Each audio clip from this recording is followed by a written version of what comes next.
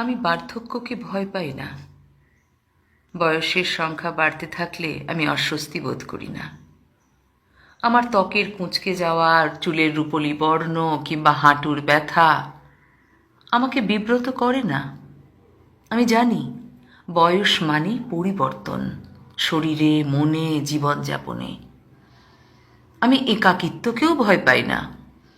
সময়ের সাথে আমি বুঝেছি একাকিত্ব কারো শাস্তি নয়, বরং নিজের সঙ্গে সময় কাটানোর আরেক নাম। আমি নিঃসঙ্গতার গহ্বরে হারিয়ে যেতে চাই না, বরং একাকিত্বকে বন্ধু করে নিতে চাই।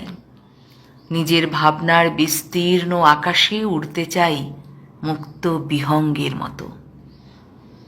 কিন্তু একটাই ভয় তাড়া করে ফিরে, আমি যেন কারোর জন্য বোঝা না হয়ে যাই। আমি যেন কারোর জন্য দায়িত্বের ভার হয়ে না দাঁড়াই, কারো জীবনের হিসেব নিকেশে এক অপ্রত্যাশিত সংযোজন হয়ে না থাকি।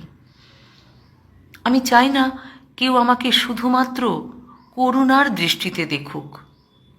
আমি চাই না আমার দুর্বলতাকে কেউ নিজের আত্মত্যাগের গল্পে পরিণত করুক। আমি চাই না আমার বার্ধক্য কারো কপালে চিন্তার ভাঁজ ফেলুক। আমি চাই আমার বয়স হোক অভিজ্ঞতার সম্পদ, যার প্রতিটি দিন বয়ে আনবে নতুন উপলব্ধির আলো।